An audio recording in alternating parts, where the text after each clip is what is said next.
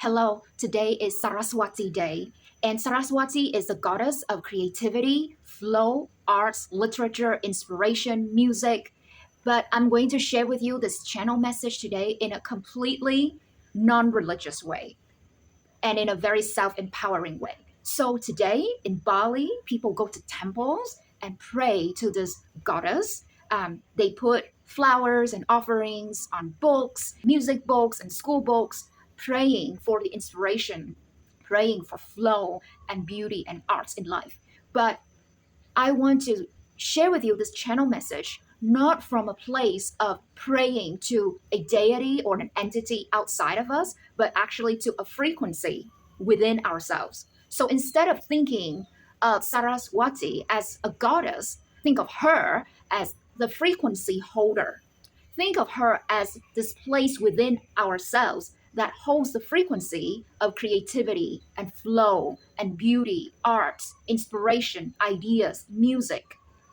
So when we think of flow, there are two things that come to mind. One is the element of water, and the other one is the element of air. So let's talk about water. When it comes to flow, the message that I'm receiving from Saraswati, this frequency, is we want to prioritize flow over perfection. So if there is a place in your life that you feel that it's a little bit stagnant, you're feeling stuck, you feel like things are at a standstill, ask yourself, are you holding on to something a bit too tightly in an attempt to have it be perfect and beautiful first, instead of allowing things to flow? Because it's much more important to have a sense of flow, of motion, of movement, of rhythm, whether it's fast or slow, instead of like holding on to things too tightly and having it be perfect before you allow it to flow. So remember, flow over perfection.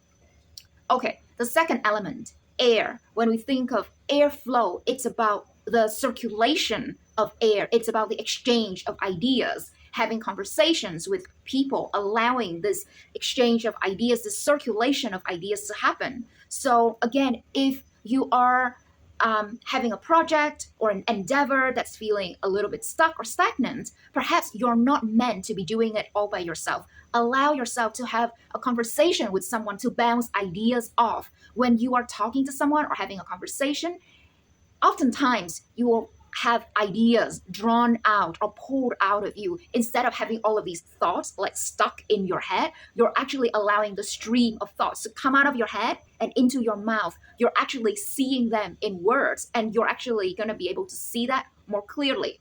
When we are in a conversation with someone, we get to see things from a different perspective. We see it from a little bit a different angle.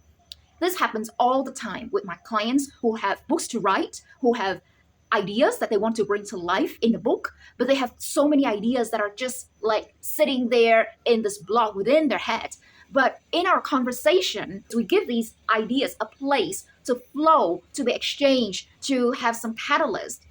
So very oftentimes in the conversation, it becomes a lot clearer for my clients to see, oh, I want to go in this direction. Oh, I want to elaborate in this direction. Oh, I didn't even know that I want to talk about this. Oh, I didn't even know that this is something that has been in my head the whole time, and now I get to articulate it. So again, allow the ideas to flow, to circulate, to exchange, to have some catalyst from the outside, from having a conversation with someone.